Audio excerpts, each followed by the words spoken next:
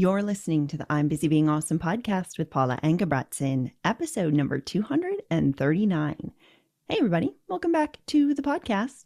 Today, you are in for a treat because I am bringing to you sections of a coaching call that I did with my current cohort of We're Busy Being Awesome clients just last Thursday.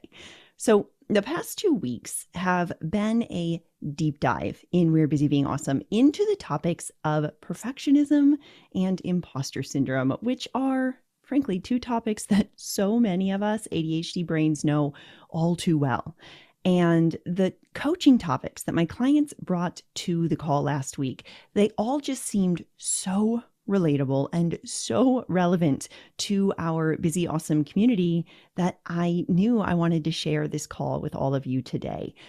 Now, if you've been listening to this podcast for a while, you know that I tend to do a lot of teaching here. I am always here to share the latest strategies and methods to working with the ADHD brain in an effective and compassionate and also sustainable way.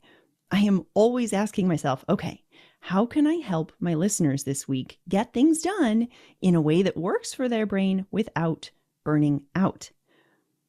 Now, at the same time, the learning is in the doing. And what I mean by that is we can spend all day long learning all about the new approaches and tips and tricks. But if we don't make the time to actually try them in our real life, if we don't implement them, we're not going to make those changes that we actually want to see. Instead, it's kind of like we stay on the sidelines. We're thinking about the strategies, we're thinking about the approaches, but what we really need to do is get in the game and try them out and see which plays work best for you. And that's what we get to do in coaching. That's what we get to do in We're Busy Being Awesome. We take my Plan, Act, Complete framework, all the tools and concepts designed specifically to get things done with an ADHD brain, and we actually apply them to our real lives throughout the week. We take action. And then we meet on the weekly call and we work through the obstacles that come up so that we can smooth out the friction, so that we can work through mindset blocks, so that we can allow the big emotions and we can make any adjustments that we need to so we can keep taking that next step forward. And throughout the call that I am about to share with you, we work through 4 separate topics, all of which I have a sneaking suspicion you will relate to in one way or another.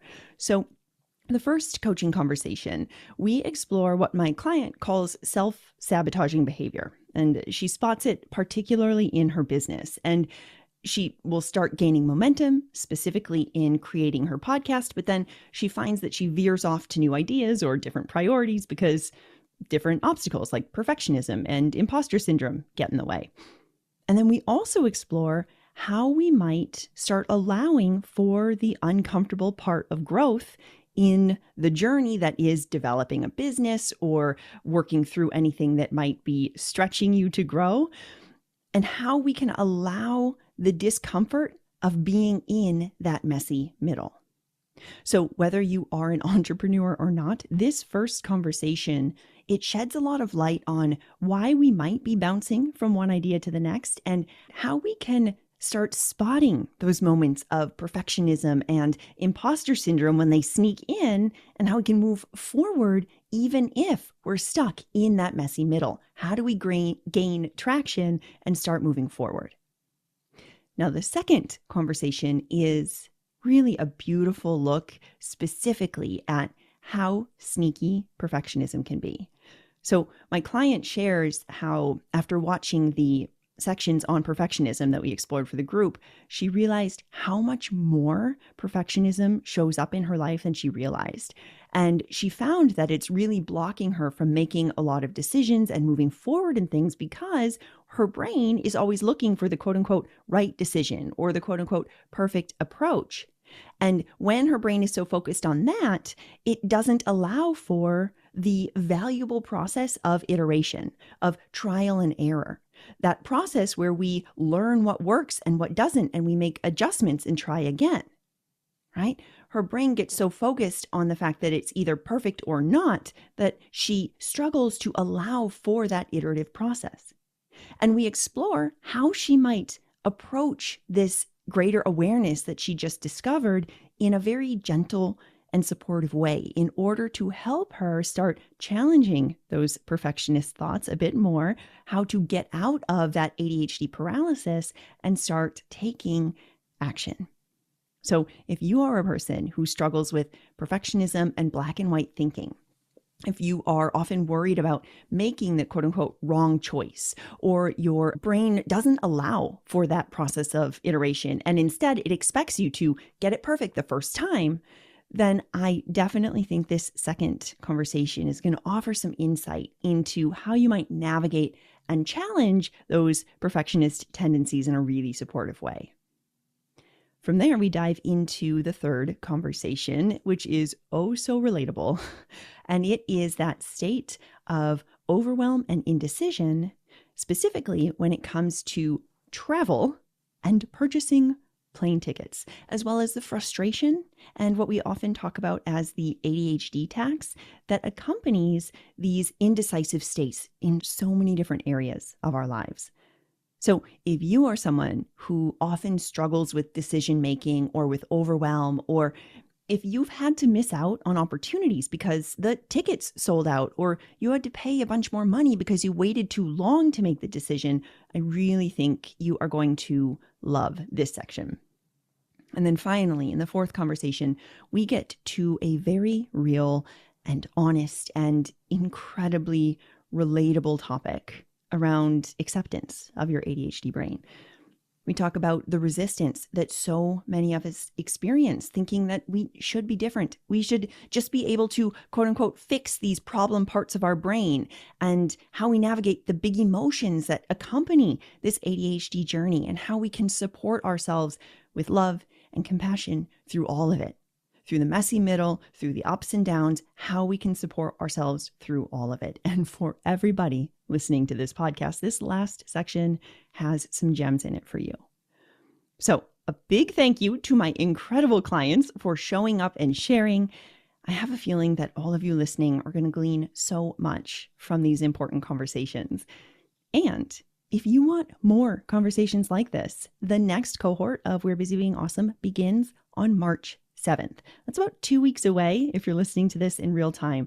And if you are ready for a supportive and engaging and encouraging space to really start taking action on these proven supports designed for an ADHD brain so that you can get the important things done and have time to actually enjoy your life, head over to I'mBusyBeingAwesome.com/group. It is also linked in the show notes. You can learn more and sign up there. Spots are limited to 15 people, and I can't wait to see you in there. So with all of that said, let's dive in. Oh, and for those of you on YouTube watching, I did remove the video just to maintain privacy for my clients, but I am going to keep up the captions, and depending on how much time I have to edit this, I may add in some other video on top, but no promises. That may just be a shiny idea right now, and I'm time blind, so we'll see. But either way, stay tuned. You are in for a treat with some real gems in this coaching call. What are we coaching on? I don't really know what to be coached on specifically. I just feel like anytime I start to get traction, it's like I self-sabotage. And I don't know if it's the imposter, I don't know if it's the perfectionism, but it just feels like I can't stay focused on the one thing. I get drawn to something different. And then I feel like even the priorities, they might be priorities, but I'm not seeing anything all the way through. It's like I'm a little here and a little here and a little here. And I don't know how to break that cycle. Okay. But ultimately, I think in my mind, my podcast is my marketing. And I'm noticing that I'm not getting clients because I haven't marketed in over a year. I'm starting to feel scarcity, like money scarcity. And so now all of a sudden, I think that kind of plays into the podcast a little bit. Like you got to get something up and going. And like this podcast, it was your idea. And like, but you've been working on this and you're not getting it done. And so then more like you're going to run out of money and you're going to have to, like, Oh, maybe yeah. you don't want to do your business, like all of those doubts. And then I just start to like slide back. Yep. Absolutely. Where do you feel that when you're Yeah, saying it? I can feel it in it's my like totally right my here. It's chest. just squeezing. Yep. Yeah. Yep. Okay. I want to approach this from a couple of angles. So there might be some black and white thinking in regard to the podcast is all I do for marketing, because if you've been getting clients, there must be some sort of marketing, even if it's referral marketing, which means somebody's referred you to someone. Your marketing is your coaching in that you're good. And someone said, hey, go check out. Yeah. Right. But my problem is I really want to do ADHD parent coaching. Mm-hmm. And those aren't the clients that I'm getting. I'm getting anxious clients. Well, are you talking to parents with ADHD? No, I'm not at all. I'm not doing Yeah. any marketing, right? And Yep. so maybe that's why, is because like the people I'm talking to are like family and friends with the anxiety piece. But I feel like I want to do this, Yeah. but this is who's coming to me probably because that's how I'm showing up, right? Because Exactly. Yeah. Because you're and showing up, you're a good coach, you're helping the anxious person. And they're like, say you're talking to their friend, everybody's dealing with anxiety right now. And so they're like, oh my gosh, you got to go work with that. I just was working with her with anxiety. You got to go. And so, of course, your network's going to spread in that way. First of all, you have amazing evidence that you're a good coach, which oh, is great that's to good. know. Okay. And so, what we want to do then is just start. I don't like that I use the word just. It's not a like, you just need to do this. So, I acknowledge that came out of my mouth. Um, but what we want to do is start talking to the people you want to support. Okay. We need to make that so much more clear, whether it's through a podcast or not. And that's kind of the other angle that I want to look at is if it's not the podcast, there are other ways that one can market if the friction is too intense for a podcast. I think the friction's too intense for any of it. That's the thing. Yep. Like, Yep. and I think it's because like I don't know a lot of this market, right? Mm-hmm. But that's who I've felt drawn to and like who I've felt like and maybe this is it, right? Like maybe I'm not supposed to serve them, but it feels like that's my story. That's who I want to help. Yeah. Why would you think you shouldn't, or like that it's not meant to be helping them? Because it's not like I am in this community where there's a lot of, parents with kids who have ADHD. And so I have all of these amazing potential clients, right? Yeah. Like I'm drawing from my family and my friends pretty much at this point, like, Mm-hmm. because I wasn't in the professional scene before, right? So I'm literally would have to be creating this new market. Yep. And that's, what does your brain think about that? Like, yes, because that was the same with me. I literally didn't know anyone else with ADHD. So Yeah. I just had to start talking about it. I don't know what my brain says, except for I know that I have some fear, like, Mhm. because I really think what happened to me was I was kind of in a trauma space Yeah. and kind of just trying to push through. Yeah. And so everything I tried, so I mean, everybody's like, you got to get on social media. And so all of these things I was doing while my nervous system was totally triggered Yeah. and just pushing through. And I kind of got to this place where I think I have a lot of sensitivity, rejection, sensitive Yeah. dysphoria issues where I have trouble like connecting with other people, Yeah. especially women, right? Mm-hmm. Because all the mean girl stuff all through school Mm-hmm. and it's almost kind of like I just need to take care of me, which coaching has been amazing for me and my family, right? Mm-hmm. Yeah. Because you're self-sufficient emotionally, but it's Yeah. difficult for me to have bonds and connect and trust other people. Yep.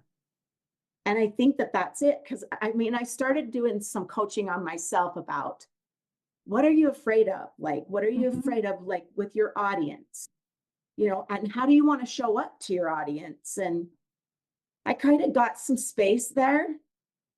But then I noticed that the minute I started getting some opening and space there, right? And it's like, oh, let's go work on some like content for your current clients. Yes. Yes. Which my current clients aren't in this market that I'm right. But it's safe and it's familiar and it's helpful, right? Like right. Great. They'll be delighted. Right. So Right. I know this pattern well. I'm like, maybe I should just make another worksheet for my clients instead of doing a webinar for new people for sure. Yeah. So if we think about this, what is happening in the moment when you create some space? I love that you're coaching yourself, that you're questioning it. It sounds like you're doing it pretty gently. Like, what are we afraid of here? What feels really scary? And you're able to create some space. And then you feel grounded and you go, okay, let's work on this. And then the worksheet comes in or the thing for the client. Tell me about that conversation, because I'm thinking this is where the pause is going to be able to come in here and kind of ground you. So what's happening in that moment? The working on the worksheets are at completely different times. Okay. I'm trying to think of it's more of a lack of scheduling at all. If I have the podcast scheduled, it's been hard for me to schedule it lately. That's it. Yeah. Right. Because I Okay. feel Beautiful. like What's it's in the just a way waste there? of time. That's the thought. Okay. It's just a waste of time. Is this a full body yes? Before we try and coach you into it, I want to make sure it's something you genuinely want. And this is for everybody. Like if you have something and you keep working toward it and you're like, it's just, I don't know. We really want to check in and make sure it's something you want and it's not some like thing you learned that all the life coaches just do or whatever. Do you want to do a Yeah. podcast? Yeah, it's been a thing for me the whole time. Like I always Okay. envisioned myself having a podcast. Yeah. Okay. So then what's the friction now with making space for it? And for everybody with the thing you might be not getting started on, what's the friction? What's in the way? This might be where the imposter syndrome comes in because it's almost like I don't want to talk about it until I know all of the things so that I don't have to change my podcast, right? Like I want to make sure that I'm for sure all in, which like when I say that out loud, I know I'm all in. I know that this has been on my mind for 2 years plus. It's not an impulsive thought. No, it's not an impulsive thought. And it's not like something like, oh, well, I should do this, right? Like, no, this is just natural. It's been there the whole entire time since I came into coaching. Yep. Like this feels like this is my direction and this is where I want to go. And this is where I've been trying to get, but I haven't been speaking to them because of the fear, right? So I think that it's a full body yes, and the topic is a full body yes, but yet I continue to just absorb and consume book after book after book. Okay. Yep. And if we put that in a model, in your A line, you're consuming material, continuing to learn, all of that. Is that more of an imposter loop up here? Like I need to learn more. So you feel insecure or you feel urgency or scared, like something like that that's driving the learning more. Insecurity. Yeah. And it kind of stems to like, I've been at this since I hired my first coach in 2019, right? And I've had lots of different coaches and I've been learning all these different things for this past 6 years. And so I feel like I'm trying to figure out through all of this, like a process that takes you from here to here. Yeah. Because I've been in these stuck places and I don't like it. And I don't want any of my clients to be in that stuck place. And so I've been looking for like, what's the process? Because I don't want them to be stuck. I don't want them to have these horrible, overwhelming emotions. Like anxiety is horrible. And I want to help them learn how to like navigate that. Yeah. The thing here that's standing out to me is that it sounds a little bit like you don't want them to have hard experiences. Like you don't want them to have the human experience of feeling anxious, of feeling frustrated, of feeling stuck, which is going to, oh my God, it's for sure going to happen with parents who have kids with ADHD. Yeah. For sure. Right. And so can you give them the tools to support themselves through that messy middle when they are running in a circle, and that's part of it? Yeah. That's it right there. That's why I talk about, like, in all the planning, it's for sure a process of iteration. We're not going to be able to figure out your exact plan the first time, because we have to go through the messy middle of figuring out what your brain actually likes and what feels good. And then we have to learn how to work with the toddler brain and learn how to rein that part in with love. And then we have to figure out how to deal with stupid emotions, because apparently that's part of being human. Yeah. Right? And we have a messy middle in every single one of those. Yeah. And we haven't even talked about following through yet. Getting through the imposter syndrome and the perfectionism. And I think there might be a little bit of perfectionism in expectation for you, of you need to have the perfect system that will allow them to bypass the human experience. You don't feel bad. Yes, exactly. That is exactly it. Yeah, that's not a thing. Sorry. Yeah. Yeah. That is exactly what my brain is looking for, is the way. Like, Yeah. and I'm seeing that now. Like, I was expecting those coaches Mhm. to tell me how to avoid the messy middle, to avoid Right. it, to Right. like fix it so that you didn't experience it rather than coping and dealing with it. Right. In a supportive way, so that we're not like numbing out in front of the TV with a bottle of wine and all the food all the time and just, bypassing it. How do we do it? And we do it in a way that we support ourselves. We're showing up the best we can with the tools that we have. And we ugly cry sometimes. And we go talk to our friend and we do the things. And it's hard.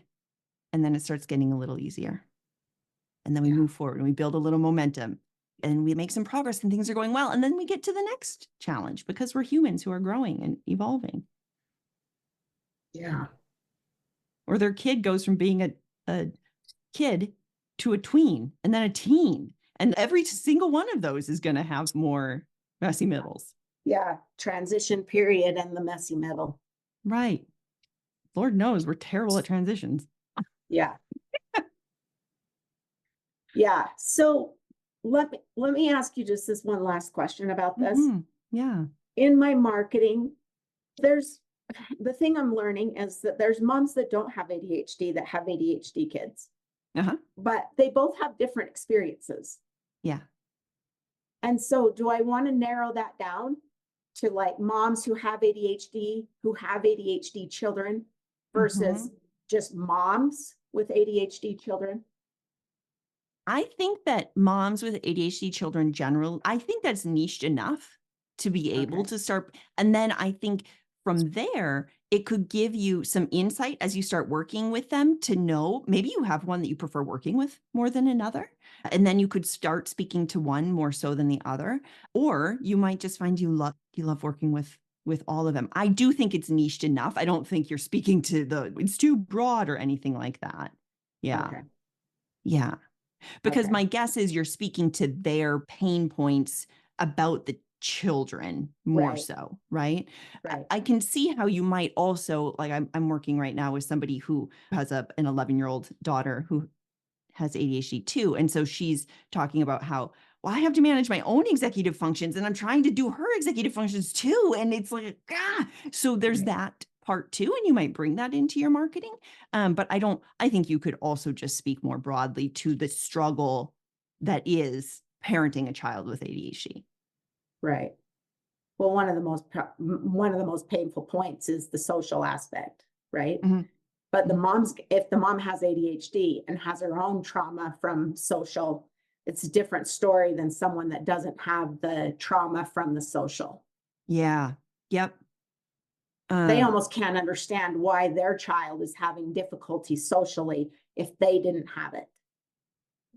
These could actually it could be very interesting in a podcast episode. One episode is Dear ADHD Moms with Kiddos Who Have ADHD. And then the next one is Dear Moms Without ADHD Who Have Neurodivergent Kids, and have kind of two episodes speaking to the different struggles.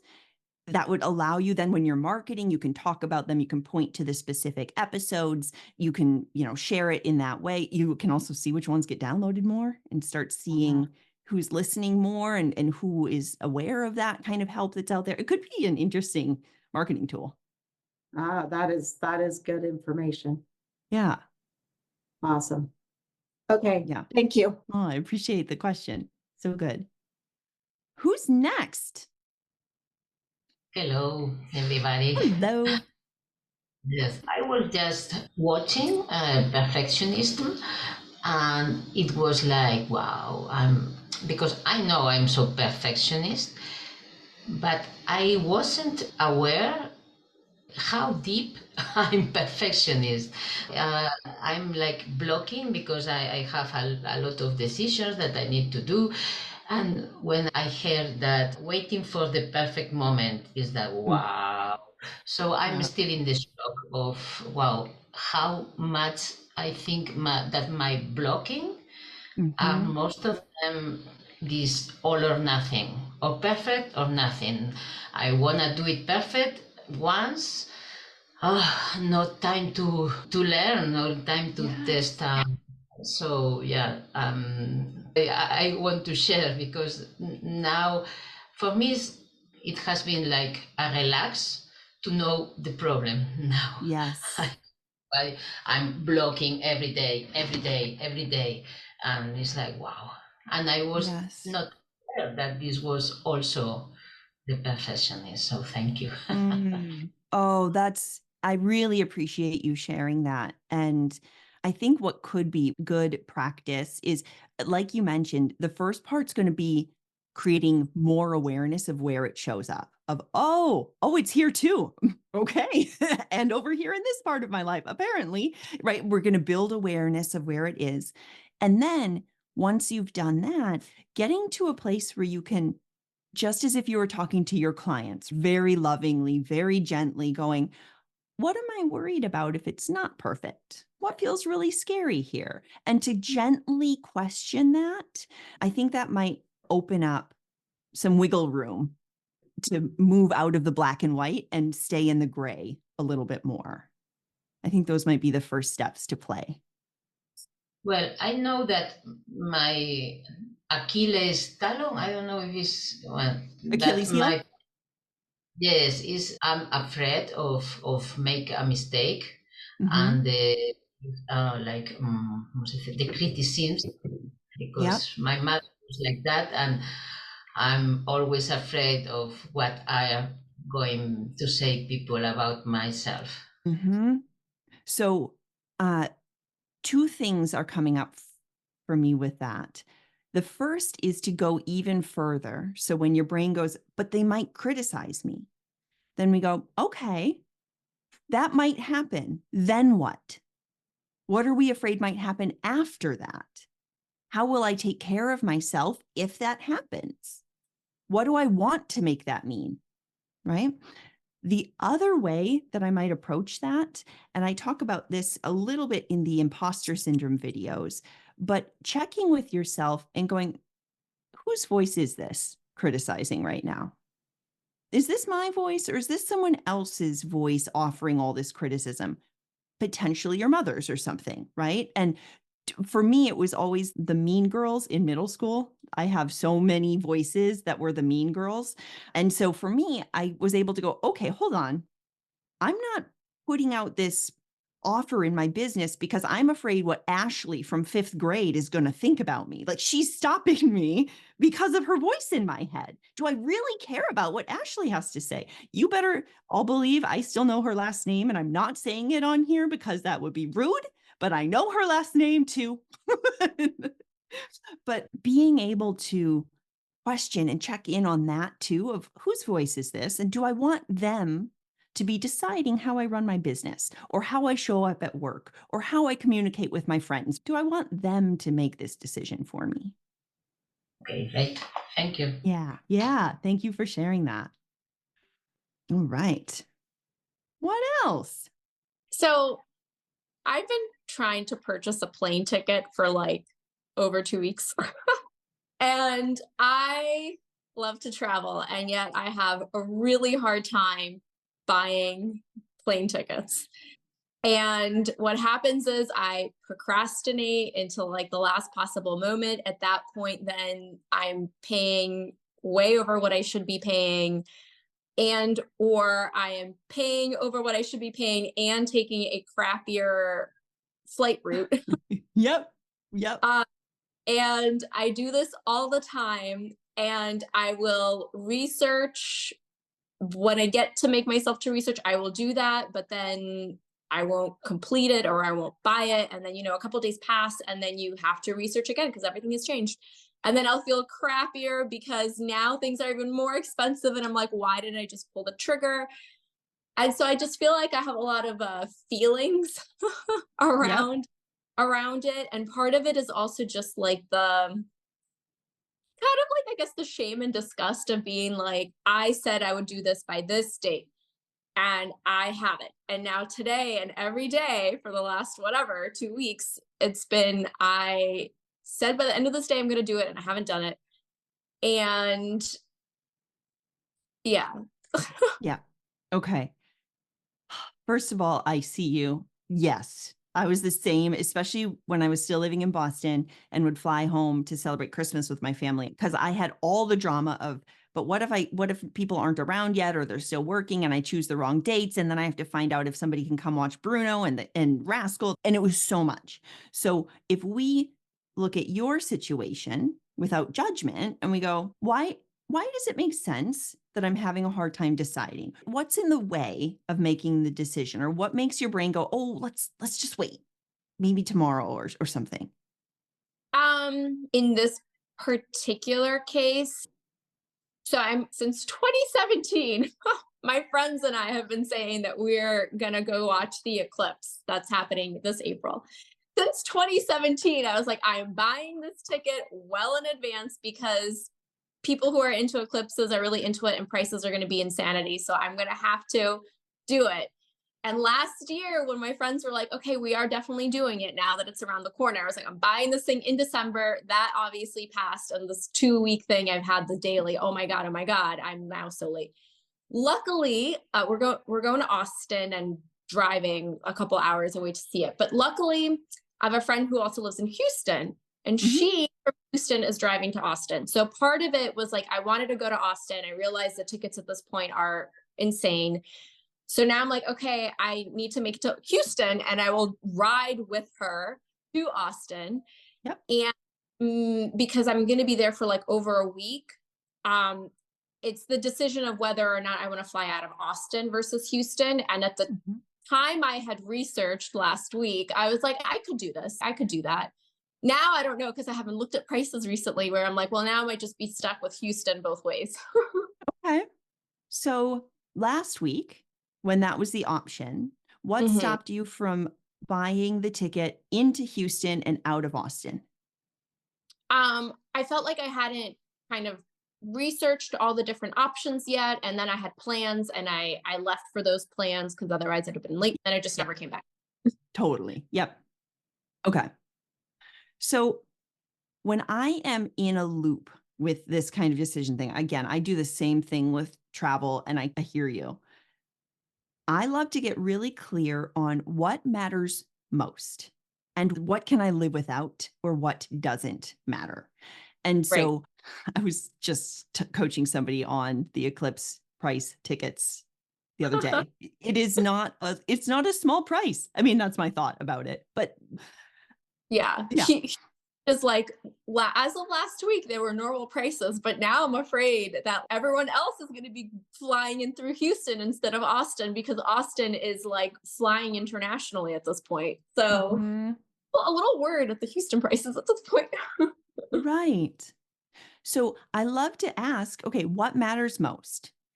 Usually for me, when it's travel, it's convenience of date and time and price, right? Those are kind of my two ones. But there's others, like my sister will only fly a certain airline because she has all the points there and wants to have them add up and use those. I just don't fly enough, so that doesn't matter to me. So for you, what matters to you when making this decision? Yeah, usually for me, it's also just the convenience and the price and Okay. whatever that balance happens to be. And I think for this specific trip, I really want to fly out on the Friday. Mm-hmm. The eclipse is on a Monday. So, the fact that I'm going through Houston at this point is 100% certainty. And Yep. to my friend and I are able to drive on the Saturday. Or if the flight for some reason something happens and the flights are delayed, I want to have that extra day or two to be able to get to Texas, and whether my friend will wait up and we'll go together, or whether I'll have to figure something else out, how to get to Austin. So I want to have that time. So for me, the Yeah. Friday would be the date. Beautiful. Okay. So we know for sure you want to fly out to Houston on Friday. And Mhm. then do you have a price? And you don't have to say this, but like, do you have a price that you're not willing to pay? I mean, I'm sure if it was like $2,000, I'd be like, probably not. But Okay. I have a little part of me, it's not going to be $2,000 to get, I mean, I don't know. I'm probably lower than that. But, I like really want to go to this eclipse. Mm-hmm. So I think it's just going to be me seeing what the prices are right now and really hoping that it's well below my maximum. And I would just get clear for yourself of what Mm. the maximum is and make that decision. It might be like, I won't pay more than $10,000, whatever, but make Yeah. a decision. So then that way, when you go into it, you have that kind of black and white in a supportive way of, oh, it's under 10K. I said I was in if it was under 10K, or it's over $500 and I'm not willing. It's a deal breaker. And so I can either decide to drive and leave Thursday or whatever, but kind of making those decisions ahead of time of what actually matters for us in this situation, it's price and then convenience of getting to Houston on Friday. That's what matters. Okay. So the next thing is it sounds like there's some decision about coming back. Is that right? Yeah. And again, I think when I was looking at the tickets, it was the price differential was in this range where I was like kind of debating. I think now if it was greater than that price range, I would probably do a round trip Houston. And if it's Yep. similar, I'd be in the same space of debating. But if it would be greater than that price differential, I would go with Houston round trip. Okay. So you have one decision made. If it's greater than what it was, you're going to do round trip. Mm-hmm. Can you make a similar type decision for yourself to help with you deciding whether you do Austin or Houston? Yeah. I mean, I guess it sounds like it would be the same thing as the first question of what's my limit. Mm-hmm. Yep. Then if both tickets are under my limit, what premium am I willing to pay on the convenience, I guess? Yes. Yep. So we make that decision. Because what we're trying to do is remove all but what if this and maybe this will, and we just have like a math equation and we put in the information and does it check the boxes? Yes, yes, yes. That's how I think about it anyway. So what's coming up now as we kind of talk through these first parts? Yeah, I mean, I think it sounds right. Setting thresholds or logical yay, nay decision points. And then the situation is to make the decision based on those preset parameters. Yep. I think the other thing though that's coming up is just like all of the feelings and angst about doing an activity that I feel like I constantly fail at, and where I'm constantly in this position of the consequences of either paying more and or taking something less convenient and or not doing something at all because Yeah. I'm like, now it has become absurd and I've missed the thing. Or Mm. if it's maybe something that's not even a question of money, but it's something that's just like you need to be doing it by this date or there's no more ticket left, right? There's various types of these scenarios where it's like you have a consequence of not doing it in a timely way. Mm-hmm. I don't feel like almost it's like a lack of showing up for myself because this Mm-hmm. is me and my pure consequence. And it's not like someone else necessarily explicitly relying on me that I'm even less likely to show up and do it.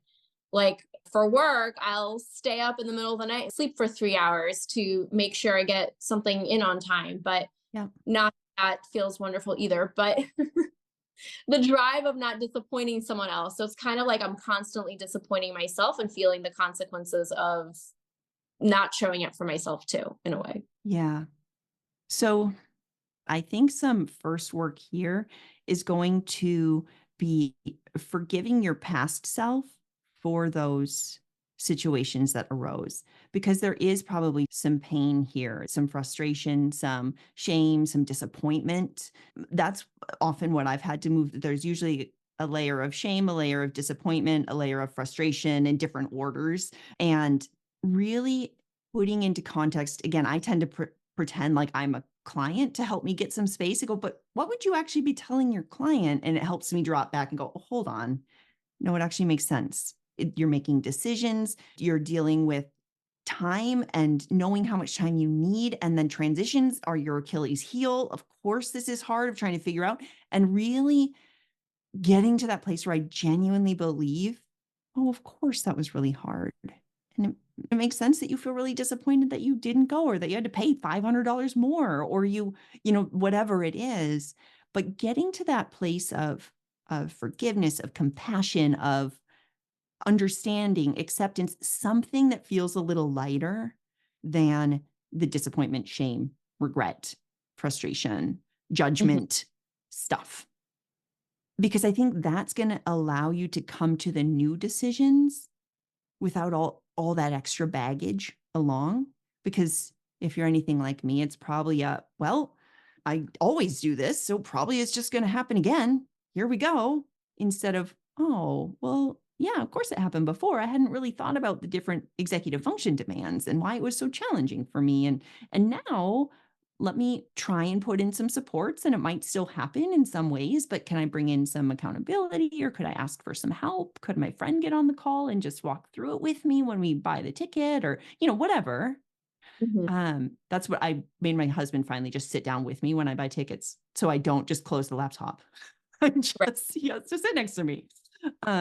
And that's fine. That's the support I need. So what comes up when I talk about this response to the emotional side? Yeah, I think that does make sense a lot. And yeah, I have recently been doing more like the rain. um and I feel like after I do that, typically I do feel, yeah, just more internally soothed, where then I do often feel like I can make a next step, at least not like all the time or perfectly, but it does seem to have a more calming effect. So yeah, I would agree. I think some of it is like the self-forgiveness and letting go of that shame and disappointment and frustration and stuff like that. And I guess maybe to your point, also acceptance that it can still happen again, even if you put supports in place, and that it doesn't need to be perfect all the time. But I think the other piece is the like showing up for yourself. Like if I say I'm gonna do this today, Yeah. and if you're doing that a lot of times and you're not showing up for yourself and you aren't doing the thing today, I feel like there's also this layer of like, yeah, you feel like you're not reliable. Self-trust stuff. Yeah. Yeah, self-trust stuff, this layer of Mhm. trusting yourself to do the thing. Yep. I feel like it's more forward looking, but it's partly forward looking, but it's also partly backward looking, because it's like if you have acted in a way where you see that you aren't self-trusting, then you don't have actions that you've taken to support a new belief or that you're Yeah. trying to create. Yeah. So what I would first think about, especially if we are going to do some backward looking too, is to make sure that we are challenging ourselves to also see times where you are showing up, because what you focus on grows. We have that bias of looking for the belief we have. So if you are thinking constantly, well, I never show up for myself, for sure, that's all you will find. But I bet if we really challenge yourself, even on small ways of, you know what, but I showed up to the call, or I got groceries for myself, or I fed there are so many things that we actually do show up to do for ourselves that we just blow off because, well, of course, everybody does that. Well, no, actually, not everybody does. Right. And so starting to help your brain see that and build up that belief, because I mean, I'm all for working on just shifting our beliefs. I love thought work and stuff. I think it's a whole lot easier when we can have some evidence to help nudge that belief along as well. And then I do think that we sometimes use this neurotypical mindset against ourselves, though, of like, well, you can only trust yourself if you show up every single time that you say you're going to do something. I don't think it's fair to have that kind of expectation all the time. Because also neurotypical brains don't always show up every single time that they say they're going to do something either. And so this is still work I do for myself too. Okay. I'm not 100% there either, but being able to check in and go, but did I show up the best I could there? Like, was I genuinely trying, or was I just kind of I don't actually really care. I mean, I literally have never found a time where I'm just that because I'm always trying. Mm-hmm. And to me, helping my brain see like, no, you're trying. It's not fun to feel like this. It's not fun to drop the ball. It's not fun to pay $500 more for a ticket. No, that sucks. I'm not trying. I'm trying really hard. And to give yourself some of that grace too, I can trust myself to keep showing up and trying. Mm-hmm. I can keep showing up and doing the best I can with the executive functions that showed up to work today. Sometimes nobody shows up. They don't even give you a heads up. It's super rude. Right. And I think, I mean, I don't know, but I've also been considering or slightly toying around with the idea of like still celebrating the fact that you did the thing, even if you did it later, but like almost Yes. like lowering the bar. But because to me, it feels like lowering the bar when the person said it, but, but they're like, but you could have not shown up at all. You could have not Right. ever of these things. So just because you did them later, you still ended up doing them. So you still showed up eventually.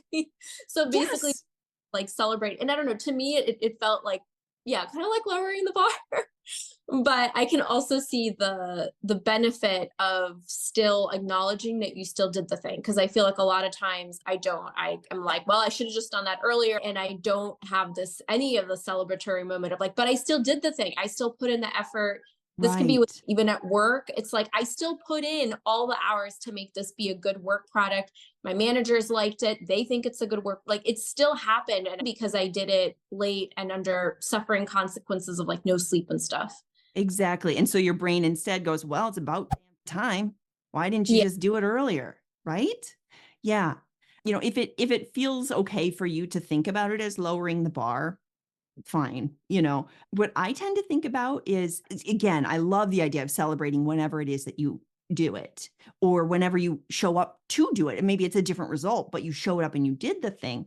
Is that, oh, maybe I just had unrealistic expectations for the timeline that I thought I could do, or I didn't think about all the decisions that I needed to make ahead of time before getting on and looking at tickets. So Mhm. I just didn't give myself the proper amount of time that I needed to actually do whatever this project or task or decision is, because my brain needs a little bit more supports and I'm still figuring out what those are. But Right. you know what? I showed up and I did it.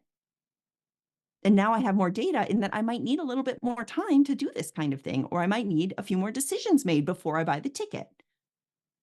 Yeah, Yeah. that makes sense. Thank Cool. you. Thank you for Yeah. staying over. I realized we Oh my were. gosh. Of course. Of course. This is such important stuff to look at. So I appreciate you bringing it. Yeah. Can I ask you one thing about that? Because 100%. that's almost like my brain has resistance to this. I tried, right? Mhm. It's like maybe it's just like this mean girl, but it's like, well, trying's not enough. Yeah. Like that's kind of the underlying thing, right? And then I get frustrated. I'm kind of like, I hate that my brain works this way. Like, how can I make it not work this way? What can I do to make this different? Yeah. And when you say that it's working this way, do you mean that it didn't show up properly the first time, or that your brain is judging yourself for it? Are we on the front No, end that or the it back didn't end? show up, that I Okay, that wasn't it didn't able show to up. do the thing because of the way that I showed up, right? Yeah. Yeah. It's like if I can get rid of that, then I'll show up. Right. So let's get rid of this. let's get rid of all of the things that come up for me when I'm trying to make the decision. Mm-hmm. Let's change that. Right. 'Cause Let's then get I'll be rid of able the to fact make that the you have decision and I ADHD. won't have this problem. Yeah. Because your brain, you still want to like get rid of your prefrontal cortex a little bit. Yeah, I Get a new do. one. Yeah. Actually, that's I want to get rid of the limbic part of my brain. is yes, what the I wanna emotional do, part. Yeah. So I can live in my prefrontal cortex. Yeah. Yeah. To me, that screams there's some emotional processing acceptance work around it is harder for me and this sucks sometimes. And I'm angry about it and I'm mad about it and I need to yell into a pillow about it sometimes. And I need to do, I think Gabby Bernstein talks about rage on the page. Like I just have to write all the things out that I'm mad about and allow yourself to process through it because it is valid, it is real, and it does suck that we have to deal with it more. It totally sucks. I hate it. Yeah. And we can then, once we move through that and honor that of, yeah, that really sucks, but these things over here still really matter to me. So how am I going to figure it out? And whether I need to extend the deadline or put in additional supports or figure out what I need here to make it happen. These things over here matter so much to me that I'm willing to do that. Right? As opposed to, well, I'm going to shut on myself on all these things over here where I've overcommitted and people pleased to try and cover up the fact that I'm not good enough because my brain is blah, blah, blah. Nope. That's why I'm always talking about the full body yes. And are these things you genuinely want to do? Because if so, then let's figure out the supports to do it. It might be harder, but it matters that much to you. So let's do it. So good. Okay. Thank you. Yeah. But give yourself some space to grieve. It's important. It's part of this process, 100%. And it's a messy middle part, so it will be some good practice. All right, everybody. Thank you for being here. Thank you for sharing. I will see you all next week. Well, what did I tell you? So many good takeaways, right?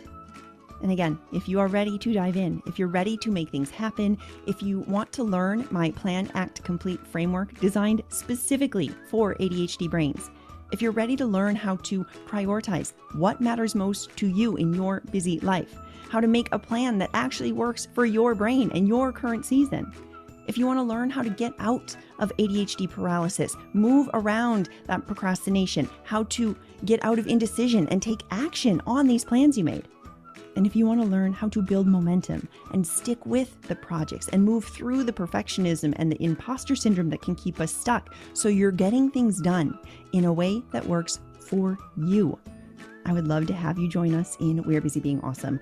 The March cohort begins in just a couple of weeks and spots are limited to 15 people. You can learn more and sign up at I'mBusyBeingAwesome.com/group. I cannot wait to see you there. Until next time, keep being awesome. I'll talk with you soon.